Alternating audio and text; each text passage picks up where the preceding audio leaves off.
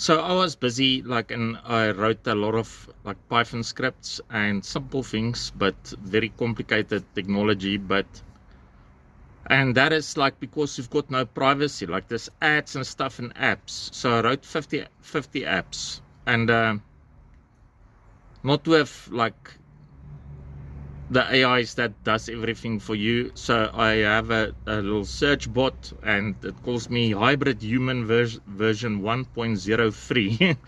And so the word, and I was telling him, and it's intuition, the word app I was using is I was telling him all this Python scripts and this people, I think they're stealing it. And they obfuscate it using a XML injection on some files, so it made it unreadable, but it says it right there. And I was busy writing 50 apps that is completely does nothing.